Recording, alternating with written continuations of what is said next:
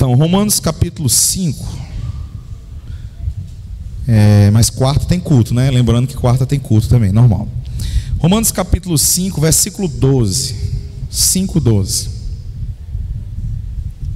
Romanos capítulo 5, versículo 12.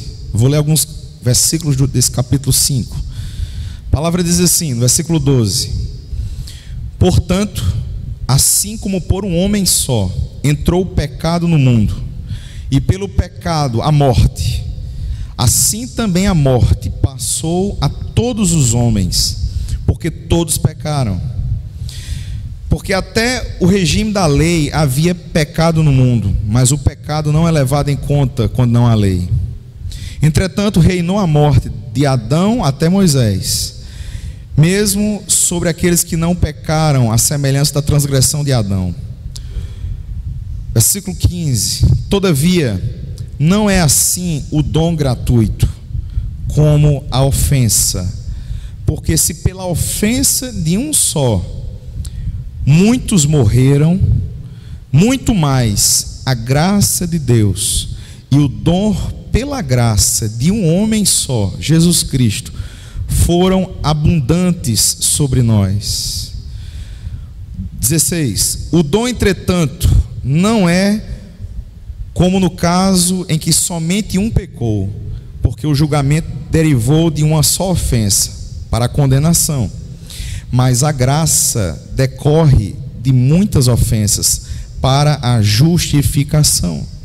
Versículo 17, preste bem atenção: se pela ofensa de um e por meio de um só reinou a morte, diga reinou a morte, muito mais os que recebem a abundância da graça e o dom da justiça reinarão, diga reinarão, em vida por meio de um só, a saber, Jesus Cristo. Amém? Vamos ler o 18 também. Pois assim como por um só ofensa veio o juízo sobre todos os homens para a condenação, por um único ato de justiça veio a graça sobre todos os homens para a justificação que dá vida. Vou ler até o 21, já que eu estou aqui. Porque como pela desobediência de um homem muitos se tornaram pecadores, assim também por meio da obediência de um só muitos se tornarão justos. Sobreveio a lei que avultasse a ofensa, mas onde abundou o pecado, superabundou a graça. Posso ouvir um amém? E o 21, a fim de que, como o pecado reinou pela morte, assim também reinasse a graça pela justiça que para a vida eterna, mediante Jesus Cristo, nosso Senhor. Amém, queridos? Queridos, desde a criação do homem no Éden, lá em Gênesis, os primeiros capítulos de Gênesis, o primeiro ainda, 1:26 e 28, desde que Deus criou o homem, Deus planejou para o homem que o homem governasse, que o homem reinasse. Deus planejou que o homem exercesse domínio sobre aquele lugar que Ele colocou.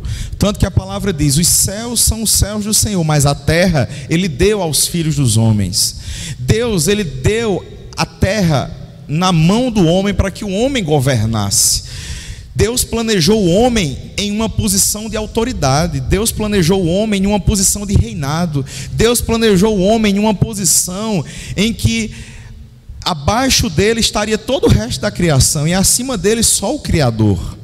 Mas o problema é que houve o pecado por meio de Adão e Eva, como vocês sabem, e aquele ato de pecado daquele casal levou, aquele ato só de desobediência levou uma descendência inteira a sofrer a condenação pelo erro daquele casal. Então, e mais, o que é pior, o governo que Deus tinha dado na mão do homem, quando o homem pecou, Ele transferiu para a mão do inimigo, para a mão do diabo. Ah, pastor, o homem transferiu para a mão do diabo o governo, a autoridade, sim.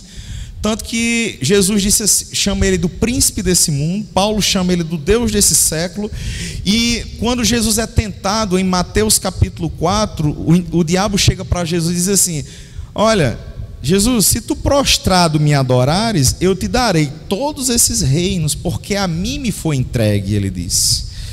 Então o pecado deu ao inimigo, ao diabo, o direito de agir, deu a ele a legalidade do diabo roubar a autoridade que o homem tinha. E o homem passou de alguém que estava reinando para alguém que estava como escravo. O homem sem Cristo é um escravo. Escravo de quê? Escravo do pecado. Jesus disse: aquele que comete pecado é escravo do pecado que ele comete. Então perceba que Deus, ele planejou algo, que o homem, criado à sua imagem e semelhança, reinasse, governasse, exercesse domínio sobre a terra. Mas esse homem falhou. Diga: Adão falhou. Adão falhou. E ele deu a autoridade para a mão do diabo. E o diabo passou a governar, a reinar, a agir por meio do pecado. Agora, queridos, o plano de Deus não caiu por terra. O plano de Deus permaneceu de pé. Porque se o primeiro Adão falhou, o segundo Adão não falhou, meu irmão. E o segundo Adão chama-se Jesus Cristo. Lá mesmo, ainda em Gênesis, quando o homem pecou, Deus, ele olha para o homem e dá uma palavra, para a mulher dá uma palavra, e para a serpente. E quando ele chega para a serpente, ele diz assim: da mulher vai vir um que vai esmagar a tua cabeça. Ainda naquele ato, lá em Gênesis, Deus já fez a promessa que ele iria enviar alguém que não iria falhar como o primeiro Adão, mas ele iria enviar alguém perfeito, não nascido da semente do pecado, e que iria trazer de volta a autoridade, o governo que foi dado na mão do diabo, tirar de volta da mão dele, ficar na mão de Jesus, e hoje ele dá a sua igreja. Amém, meu irmão? Ah, pastor, Jesus ele tirou da mão do diabo a autoridade, tirou. A palavra de Deus diz que o diabo não tem nem a chave da casa dele, meu irmão. Nem até as chaves da morte e do inferno Jesus arrancou da mão do diabo. Não, vou dizer de novo para você dar um amém. O diabo não tem nem casa, nem chave da casa dele, meu irmão. Porque Jesus arrancou. O último inimigo era a morte. Jesus foi lá e venceu.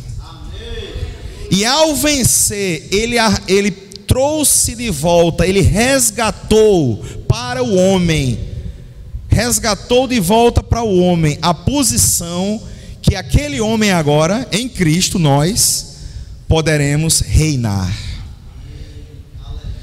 Diga comigo assim: em Cristo, eu sou chamado a reinar. Pronto, essa é a verdade que o Espírito Santo quer que você entenda.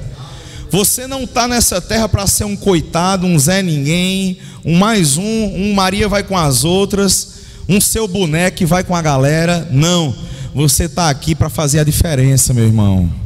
Amém? Você está aqui para reinar. Reinar em quê, pastor? Reinar acima das circunstâncias, reinar acima dos problemas, reinar acima de qualquer dificuldade que você está passando, reinar acima de qualquer escassez momentânea que você está passando. Deus, ele quer te colocar em uma posição que te faça reinar. E a única coisa que pode te fazer reinar é uma coisa chamada graça de Deus. A graça de Deus que veio por intermédio de Jesus. João 1,16, a lei veio por intermédio de Moisés, mas a graça e a verdade veio por intermédio de Jesus. Então a graça é o caminho, a graça é o mecanismo que Deus usa para te levar à posição de reinar. Sabe por quê, querido? Porque hoje Deus, Ele não olha para você mediante os seus erros. Deus não olha para você e não julga você mediante os seus erros ou acertos. Quem anda na lei pensa que é assim, que eu tenho que fazer muita coisa para Deus me amar mais. Não, você não precisa fazer mais nada para Deus amar você. Deus já ama você no amor pleno. Você pode ter feito tudo certo, ou você pode ter feito tudo errado. A graça de Deus acolhe o mais perdido pecador. A graça de Deus acolhe o mais desgraçado que tiver numa masmorra, numa prisão, vai lá e resgata. A lei não. A lei faz com que alguém que faça 99% certo, se errar em 1%, não presta mais. E muitas vezes, irmãos, no nosso passado, caminhando em tantos lugares, nós aprendemos, nós dizíamos que seguíamos a Jesus, mas seguíamos uma lei, e vivíamos na justiça própria, vivíamos julgando as pessoas. O que é a justiça própria? É quando você senta no lugar de juiz e condena alguém, e condena uma pessoa, condena uma situação.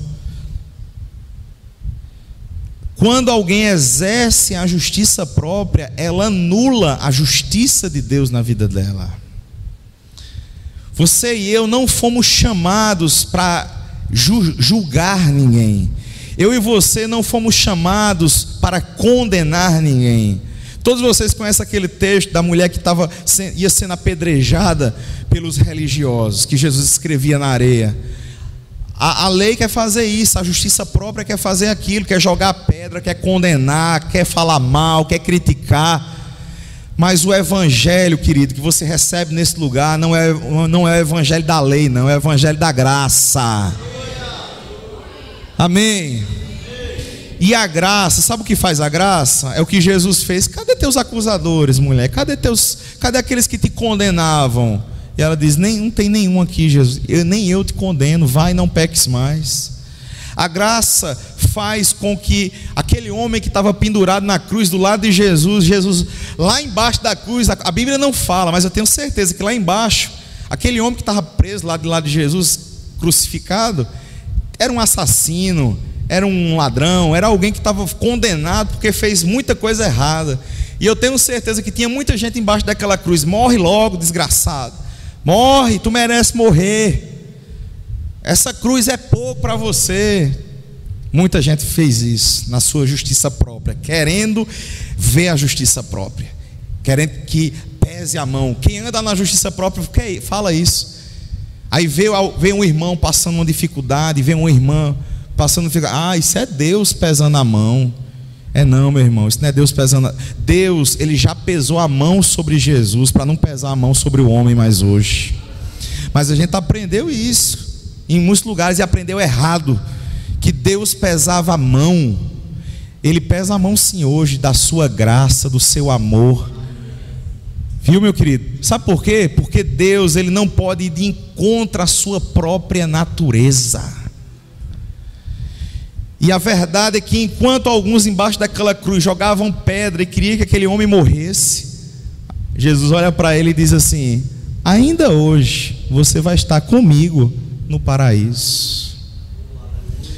Então, enquanto muitos homens condenavam, julgavam, acusavam aquela pessoa, Jesus diz assim: não importa o que você fez.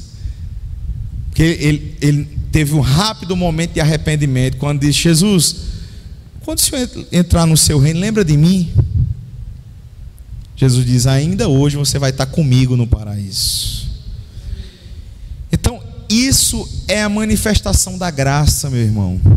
A graça nunca passará a mão no erro e no pecado de ninguém, mas a graça nunca condena, a graça nunca acusa, e a graça restaura o mais perdido para uma posição de príncipe. Quem era eu e você? Ninguém.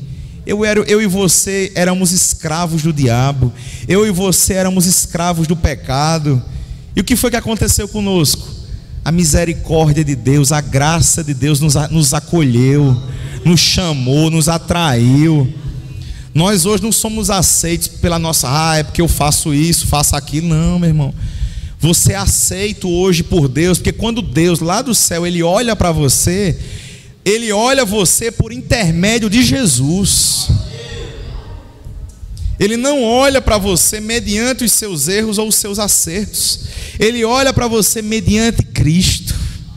Ele olha para você mediante o sacrifício de Jesus. Ele não olha para você porque você, mesmo que você tenha errado, aí Ele olha para você e vê Jesus. Meu filho errou, mas Jesus morreu pelo erro dele já.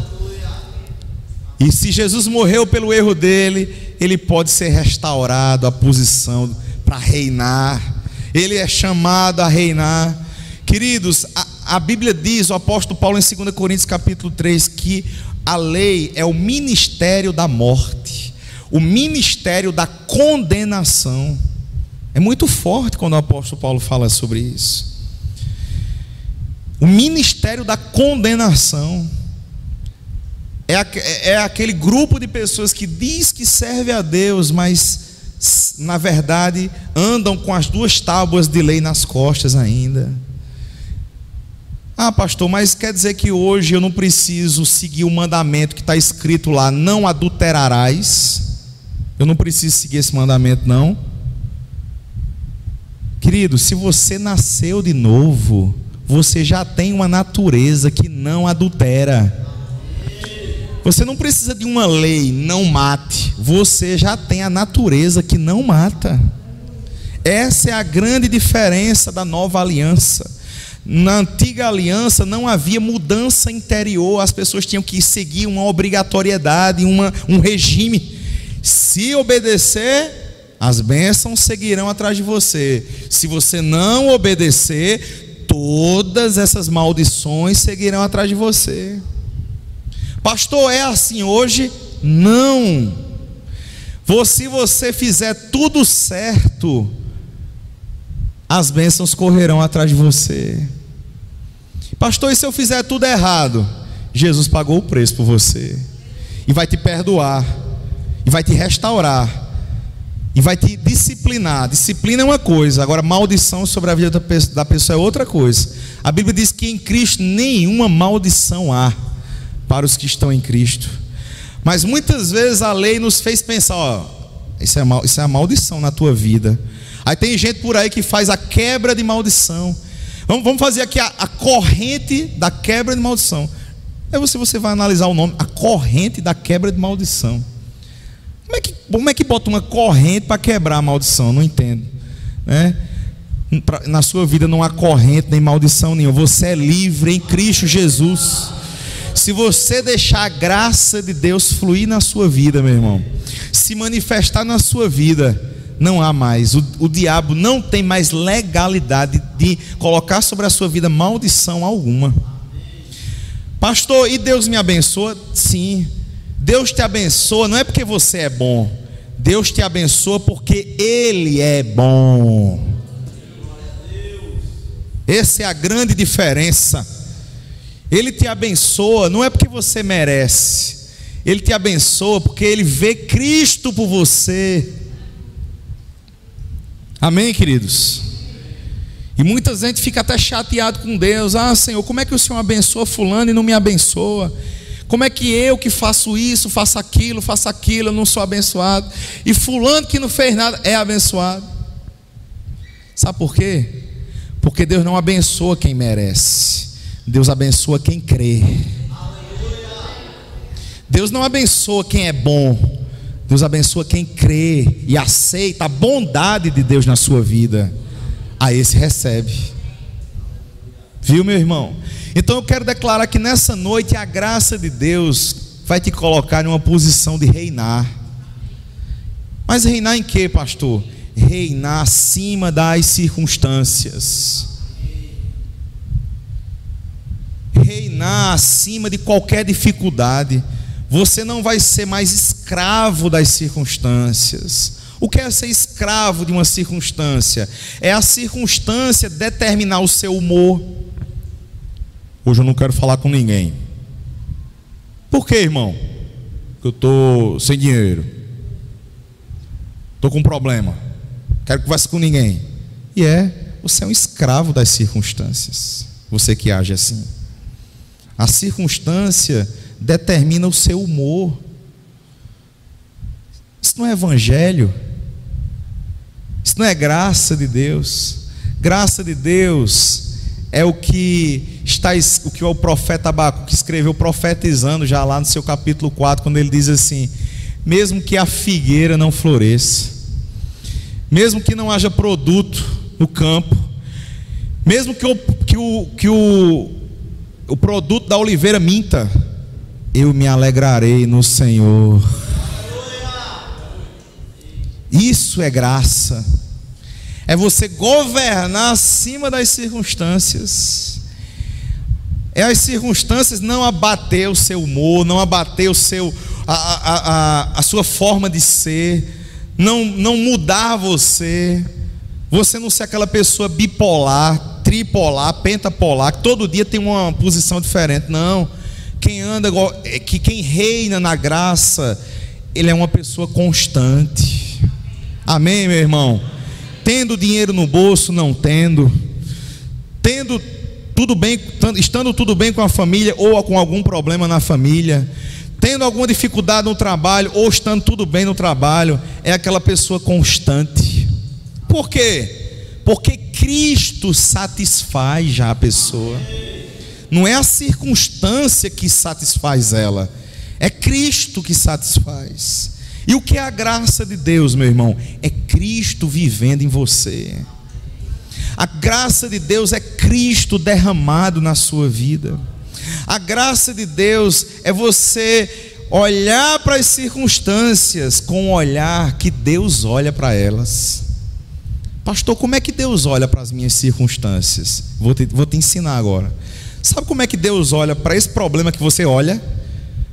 Todo mundo aqui tem alguma situação difícil a enfrentar. Você olha para a sua situação com uma determinada ótica. Deus vê o seu problema diferente. Isso é uma revelação muito poderosa. Você vê o seu problema de uma forma, mas Deus vê o seu problema de outra forma. Pastor, como é que Deus vê o meu problema? Deus vê o seu problema como solucionado. Deus vê o seu problema como resolvido. Porque eu e você habitamos nesse tempo, nessa geração. Deus habita na eternidade. E no lugar que Deus habita, já está tudo feito. No lugar que Deus habita, já está tudo feito. Não precisa fazer mais nada, já está tudo feito. E eu preciso fazer o que, pastor? Você precisa crer no que está feito. Você não precisa fazer, você precisa crer no que está feito. Então reinar é estar na posição do feito. Vou dizer de novo, reinar é deixar o Espírito Santo te levar à posição do feito. O que é o feito? É uma posição em Deus que você entra, que você passa a olhar para as circunstâncias como Deus olha. Você passa a lidar com as circunstâncias como Deus lida. Você passa a lidar com as dificuldades como Deus enfrenta. E essa é a dimensão que nós chamamos do feito. Porque quando Cristo naquela cruz bradou assim, disse tetelestai, em grego, traduzido para nós, está consumado. Quando ele disse está consumado, acabou. Em outras palavras, ele disse está feito. Queridos, o que Deus poderia fazer pelo homem, ele já fez. Já fez. E por que a enfermidade hoje? Jesus não vai descer da terra de novo para curar um enfermo, não. Jesus não vai descer para a terra de novo para salvar alguém, para libertar alguém, não. O que ele poderia fazer, ele já fez. E o que ele quer hoje é que os seus filhos entrem na dimensão que ele está. É na dimensão de reinar. Vou dizer de novo: Deus quer que você entre na posição que Ele está, na posição de reinar. Apocalipse diz assim: e Ele nos constituiu reis e sacerdotes que reinarão sobre a terra. Ah, pastor, eu pensava que eu ia reinar no céu. Vamos lá com o Senhor, vamos reinar lá. Mas a promessa dele, que ele disse lá em Apocalipse, capítulo 5, se eu não me engano, versículo, alguma coisa lá. Ele diz assim: reis e sacerdotes que reinarão sobre a terra. Então a posição que Deus quer te estabelecer como filho, como príncipe, como princesa de Deus, não é de escravo, não é de alguém que é levado por problema, por circunstância, que muda de humor, que quer uma coisa e não quer. Não, Deus quer que você se assente na cadeira de príncipe, porque o seu pai é rei, e você é chamado a reinar com ele. Quem está nessa posição, sabe o que é que experimenta? Experimenta o que está em Efésios capítulo 1, quando ele diz assim, que nós estamos assentados em Cristo nas regiões celestiais. O feito é essa posição, é a posição que está escrita em Efésios capítulo 1. É nessa posição, em Cristo, nele, onde você está sentado nas regiões celestiais, onde todas as bênçãos estão à sua disposição. Então, quando você está na posição do feito, você olha para a circunstância e você diz à circunstância o que Deus diz para ela. O que é que Deus diz para uma circunstância?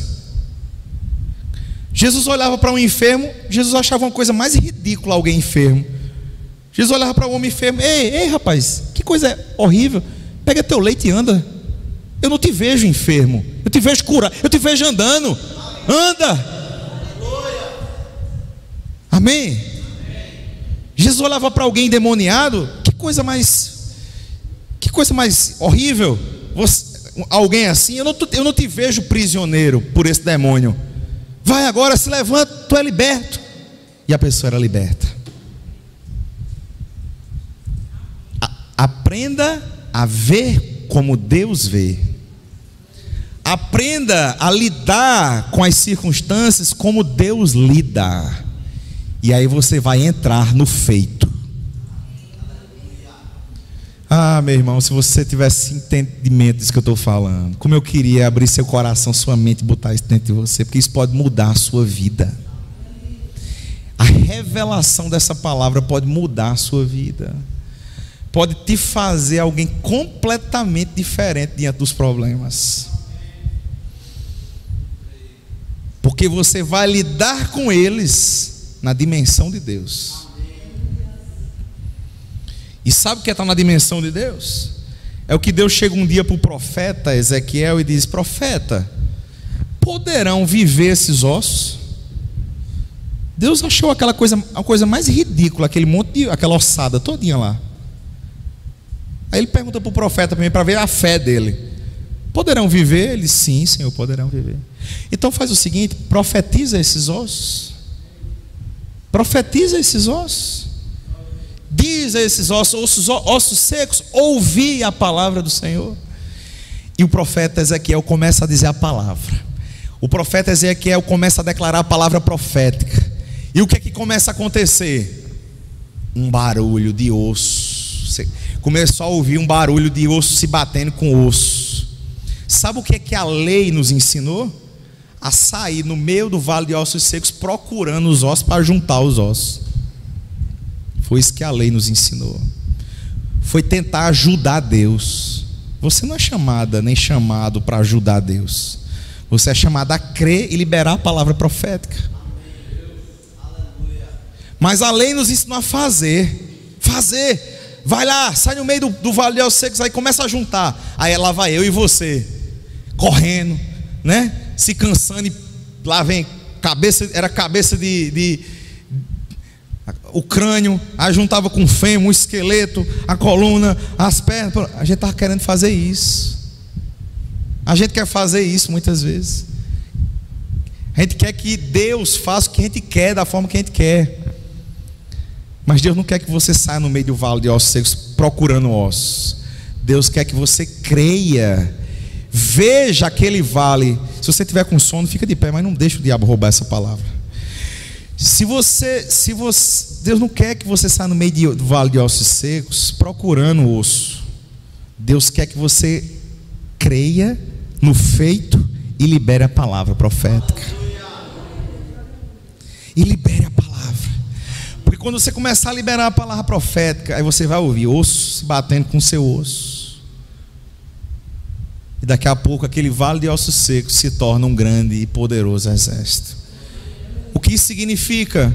Uma circunstância na nossa vida hoje que pode aparentar um vale de ossos secos. E se você olhar na sua ótica, acabou, não tem mais solução, não tem mais saída, não tem nenhuma expectativa de vida mais nisso aqui.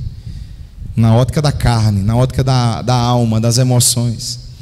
Mas na ótica de Deus, aquele vale de ossos secos, ele já vê um grande exército. Viu, meu irmão? Diga: eu sou chamado a reinar. Agora, para encerrar, eu tenho que dizer para você que tem algumas coisas que querem impedir que você reine. O que, pastor? O diabo? Não. Sua própria carne. A Bíblia conta uma história, não precisa abrir, eu vou contar rapidamente uma história para vocês. Davi era rei em Israel. Davi foi um rei que nunca temeu nada, nem ninguém. Venceu todos os exércitos inimigos.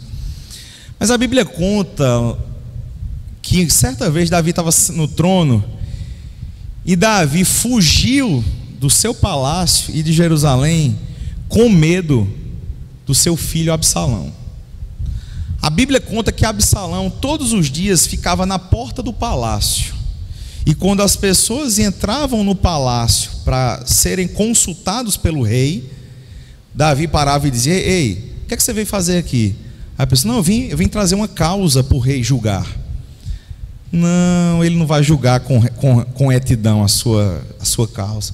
Agora, se eu fosse o rei, eu ia te dar a vitória nessa tua causa.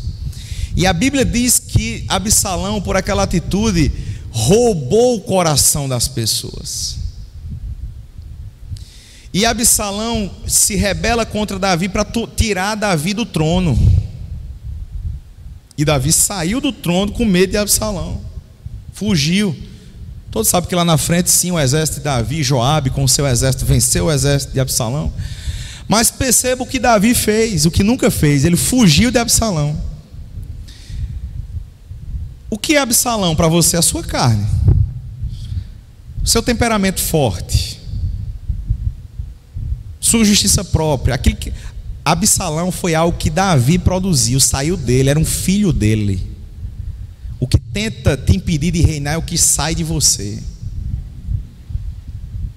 O que tenta tirar você do seu trono é a própria carne que está em você. Ela que quer puxar a alma para a carne, para dizer: não rei não. Fica aqui tristinha, fica aqui chorando, fica aqui assim, não dá certo. E toda vez que você ouve Absalão, cada vez que você ouve Absalão, você sai do trono. Quanto mais você ouvir Absalão, mais longe do trono você vai ficando. Repito, Absalão representa hoje a nossa carne, que é o que Paulo disse em Romanos 7: aquilo que eu quero fazer eu não faço, mas aquilo que eu não quero eu termino fazendo. E se eu faço o que não quero, não sou eu que faço, mas é o pecado que habita em mim. Aí ele diz: em mim não, na minha carne, porque na minha carne não habita bem algum. Ele diz: na nossa carne não habita bem algum. A sua carne e a minha carne nunca vai se converter. A sua carne e a minha carne não quer nunca entrar nessa posição do feito. A sua carne, ela quer lhe tirar do trono. A sua carne e a minha carne quer lhe tirar da posição que Deus quer te colocar. Deus quer te colocar em uma posição, o seu espírito você quer ir para lá, mas a sua carne não quer ir. A sua carne está ali puxando para fugir dela, como Davi fugiu do trono. Então, qual é o segredo, pastor? Mortificar a sua carne. Um dos caminhos para entrar no feito, mortificar a sua carne. Sua carne está viva demais, por isso que você não está entrando. Quem está na carne, meus irmãos, não prova a graça de Deus, não experimenta a graça de Deus. A carne precisa ser crucificada. Pastor, e o que é crucificar a carne? É não fazer o que ela quer. A carne diz assim: não ora hoje não lê a Bíblia hoje não. Aí quando você faz o que ela não quer, você vai saindo do trono. Aí ela que vai governando sua vida, ela que vai governando suas atitudes, e não mais você, porque você não é a sua carne, você é o seu espírito. Amém? Agora a carne quer fazer isso, quer destronar você, quer tirar você da posição do feito. Pastor, me diga assim, como é que eu entro mesmo nessa posição do feito? Primeiro lugar, crucificando sua carne. Segundo lugar, olhando para as suas circunstâncias na ótica de Deus. Veja as suas circunstâncias como resolvidas. Nunca esqueça essa frase que você ouviu agora pelo Espírito Santo. Veja as suas circunstâncias como resolvidas. Isso é estar na posição do feito. E em terceiro lugar, o que faz você realmente sentar no trono e reinar com Cristo é você entrar no descanso da fé. É você descansar. É você descansar. É porque está tudo resolvido? Não. As circunstâncias aparentemente estão tudo do mesmo jeito. Mas você descansa porque você já está numa posição onde tudo está resolvido. Você já está numa posição onde nada te falta. Você já está numa posição em Cristo onde você já está pleno. Amém, queridos? Então, quando você está no lugar do feito, você entra no feito pelo descanso. Você descansa. O problema está lá, mas você fala assim: Senhor, até hoje eu tentei resolver, mas a partir de hoje, Senhor, está aqui nas tuas mãos, eu descanso em Ti. Até hoje eu tentei juntar osso com osso, mas a partir de hoje eu não quero não, Senhor, está aqui esse problema, eu descanso, resolve no meu lugar. Eu não sei resolver, resolve o Senhor. Isso é descansar. Queridos, para encerrar, agora eu vou encerrar, mas só usando essa última passagem. A Bíblia diz que Jesus estava num barco e o barco estava quase virando. Quase virando. A tempestade, a chuva, o vento. Aí os discípulos: Jesus, acorda, Jesus. Jesus, acorda. Você não está se incomodando que nós estamos morrendo, perecendo? Olha a linguagem do incrédulo. A fala dos discípulos para Jesus hoje, para nós, é a linguagem dos incrédulos. E a nossa também, pela nossa cara. Acabou tudo, meu Deus. Meu Deus, agora eu vou morrer. E os discípulos: acorda, Jesus, não se importa que a gente vai morrer, perecer. A Bíblia diz que Jesus estava dormindo. A Bíblia diz que Jesus se levanta, repreende a tempestade, o vento, a chuva, olha para os discípulos e diz assim: homens de pequena fé. E a Bíblia diz que depois disso houve grande bonança. Houve grande bonança. Agora, sabe por que houve grande bonança? Porque dentro de Jesus já havia a grande bonança. Jesus estava dormindo. Sabe o que vai te fazer vencer os problemas? Quando dentro de você tiver a grande bonança. Quando você estiver dormindo. O que é dormir, pastor? Se desligar do problema. Dormir é se desligar. Ah, é o teu trabalho que está te estressando, te tirando o sossego. Descansa no Espírito. Se desliga. Entra no feito que você se desliga do natural. Entra no feito que você se desliga do que é humano. E você vai, a tempestade, o vento, a chuva está lá, e você está lá dormindo. Como se nada tivesse acontecendo. Está todo mundo desesperado. Ah, agora esse negócio vai falir. Ah, agora essa empresa vai fechar. Ah, agora não, todo mundo vai morrer de fome. Aí você está lá dormindo. Meu Deus suprirá todas as minhas necessidades em Cristo Jesus. Você está em paz. Você está tranquilo, você está em descanso. Melhor coisa, meu irmão, na vida é descanso. E o Espírito Santo hoje te chama para o descanso da fé. O descanso da fé é o lugar do feito. O que aqueles discípulos tinham que fazer? Se desesperar? Não, tinham que imitar Jesus e dormir. E aquela tempestade ia passar. Agora, Jesus, e eu, o que é que eu tenho que fazer hoje? Aí Jesus diz para você: a tempestade não passou ainda porque você está querendo, está soprando para o vento parar. Está com guarda-chuva para parar a chuva. Não, não faça. Isso é lei, isso é fazer. Não é fazer, é crer. Descanse e você vai ver a grande bonança acontecer na sua vida, meu irmão. Você vai ver Deus resolver os seus problemas. E você vai experimentar uma coisa, querido, que não tem dinheiro no mundo que pague: paz. Paz. O lugar em Deus que Deus quer te levar, que o profeta disse que você vai entrar, amém, meu irmão? Ao tomar essa ceia agora, é o lugar de paz. Mas não é porque tudo vai bem, é porque dentro de você já entrou a grande bonança. E você olhou para, vai a partir de hoje olhar para as circunstâncias, vendo ela como feito. Aí o que é que você diz? Quando você vê ela como feito, aí você libera a palavra profética. Se é a sua esposa, se é seu marido, se é seu filho, vai ser salvo em nome de Jesus. Vai ser curado. É uma enfermidade, eu não aceito essa enfermidade. Eu declaro que eu sou curado, que fulano é curado, que cicrano é curado. Ou seja, você está declarando o quê? Você está falando o que Deus fala. Você está vendo as circunstâncias como Deus vê. Querido, isso é maravilhoso. Sabe o que é isso? É Deus te tirar da posição de bebê para a posição de um guerreiro.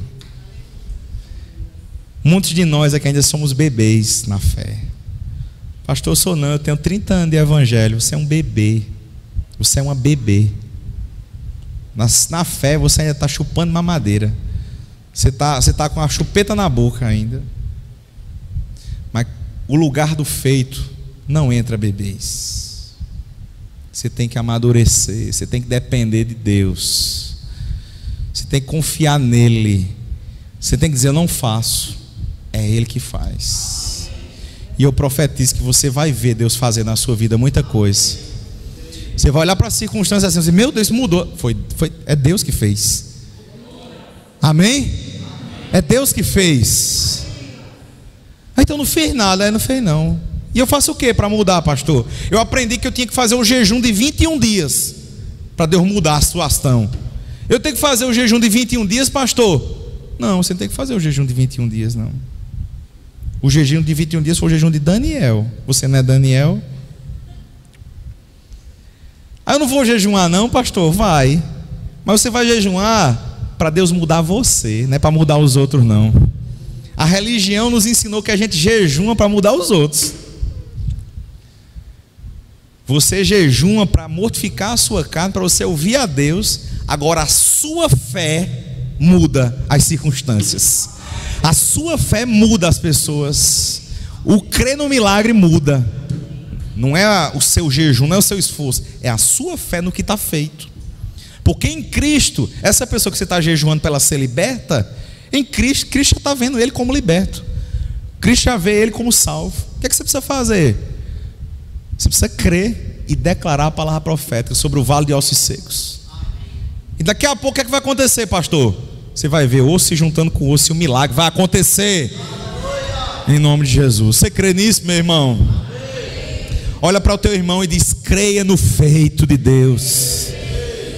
Olha para ele de novo e diz assim: tudo está feito, meu irmão. Olha para ele e diz: só creia.